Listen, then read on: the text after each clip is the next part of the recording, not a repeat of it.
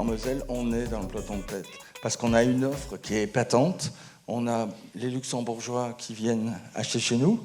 On a les Français, 120 000 tous les jours, qui vont travailler à Luxembourg.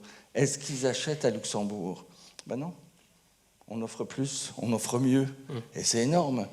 Et Metz et son agglomération doivent rester dans ce peloton-là. N'ayons pas peur d'avoir des nouvelles offres, de voir comment se positionner et de se dire mais quelle chance on a. On a un tissu commercial dense, effectivement, c'est ce qui a été rappelé. Plus de 4340 établissements qui sont ressortissants de la CCI, donc qui sont installés dans l'Eurométropole, et on en a près de 2750 à Metz. Donc un poids conséquent de Metz, forcément dû à la concentration notamment du centre-ville. Près de 19 200 emplois salariés, donc on voit que c'est un secteur fortement pourvoyeur d'emplois, dont 12 400 à Metz, donc là une part encore plus importante d'emplois salariés. Et en termes de grandes et moyennes surfaces aussi, donc on parlait d'une importante densité commerciale, donc on a près de 255 grandes et moyennes surfaces installées au sein de l'Eurométropole. On a une dépense moyenne par ménage d'à peu près 13 000 euros annuels. Et on a un certain nombre de ménages au sein de la métropole, à peu près 112 000. Donc si on fait le calcul 112 000 fois 13 000, on arrive à un potentiel de consommation d'à peu près 1,45 milliard d'euros. 3/4 de la dépense, 75%, 3/4 de la dépense des ménages de l'Eurométropole donc, profitent au commerce local. Un chiffre très important, un taux d'attraction interne très fort. Le centre-ville de Metz bénéficie d'un pouvoir d'attraction qui est sans commune mesure avec les autres centralités qui existent en Moselle.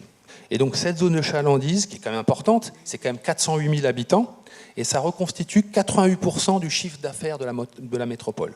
Donc 88% de l'activité commerciale de la métropole, des commerces de l'Eurométropole, se situent dans cette zone de chalandise. Le chiffre d'affaires, c'est 1,6 milliard d'euros.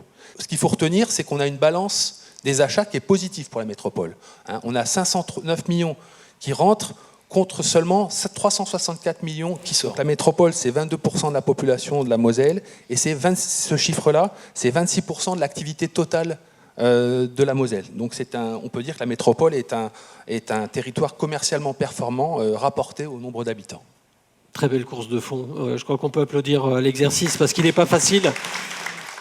Quand on voit que d'autres secteurs et également d'autres territoires ont une attractivité qui décline, sur l'Eurométropole, nous la conservons, et ça démontre aussi que les services, que les propositions notamment que les commerçants peuvent faire répondent notamment aux besoins de chacun. La volonté de l'Eurométropole de Metz aussi de pouvoir les aider sur donc la place de marché virtuelle, donc Metz Emplette, va permettre d'avoir une visibilité aussi différente. Et on a un constat qui a été fait avec certains faiseurs, à la fois notamment des personnes qui peuvent fabriquer des sacs à Châtel-Saint-Germain, mais qui fonctionnent très bien, ou des brasseurs qui sont également mis en avant et qui ne pouvaient pas le faire pour une question de coût en termes de produits à vendre.